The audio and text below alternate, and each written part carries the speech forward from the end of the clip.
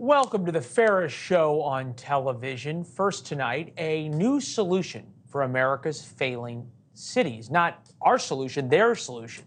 They have decided to blame Republicans. St. Louis is the struggling downtown you haven't heard of, and right-wing policies are making things worse. That's the headline of a New York Times op-ed written by the editorial page editor of the St. Louis Post-Dispatch, Mr. Kevin McDermott. First things first, McDermott might have understated the problem. St. Louis's downtown isn't struggling, it's dead. And it's one of, if not the most dangerous places in America.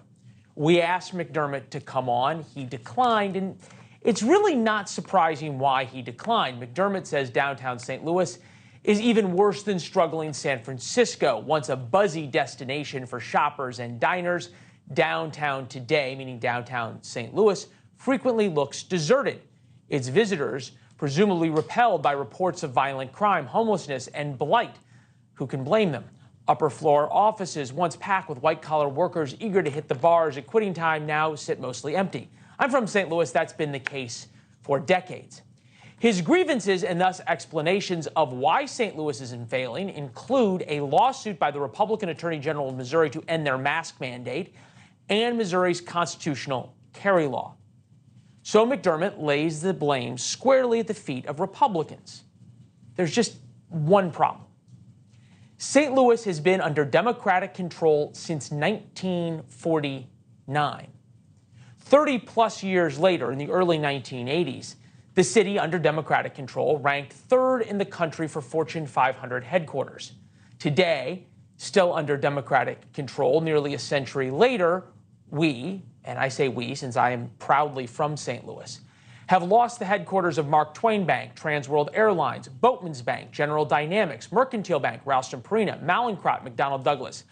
I could go on with another dozen or so companies. That all happened long before any of the Republican policies Mr. McDermott lays out in his op-ed, as we said. No surprise Mr. McDermott doesn't want to come on. He's welcome anytime. Lifelong resident and Democratic State Rep Peter Meredith is with us now.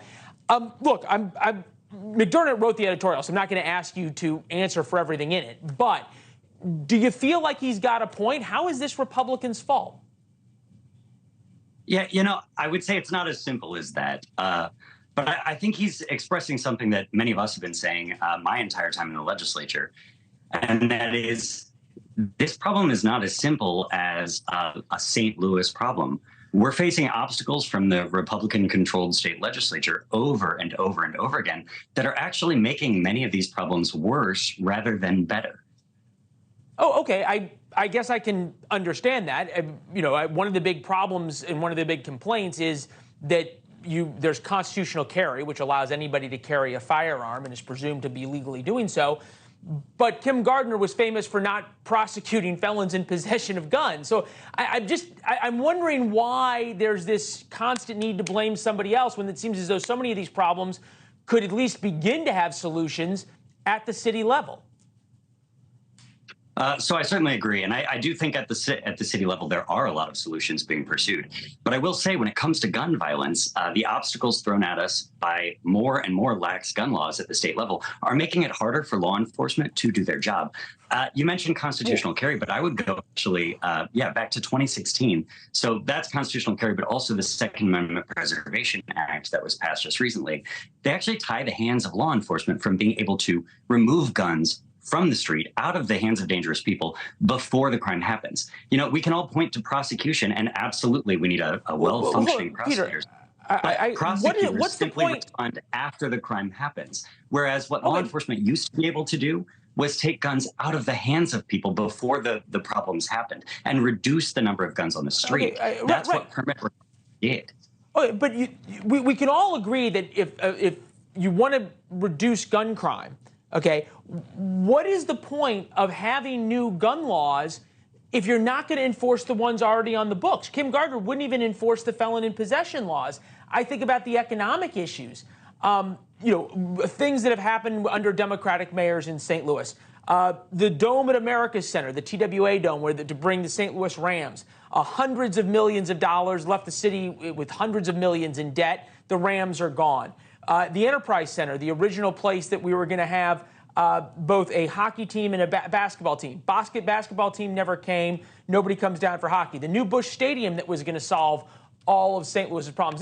This is $1 billion+ that could be used on a lot of things. And I'm just confounded by blaming the Republican legislature, who, if anything, would want to bring more businesses back to downtown St. Louis. Thanks for watching. Go to newsnationnow.com to find News Nation on your television provider. And don't forget to subscribe. Click the red button to get more of News Nation's fact-driven, unbiased coverage.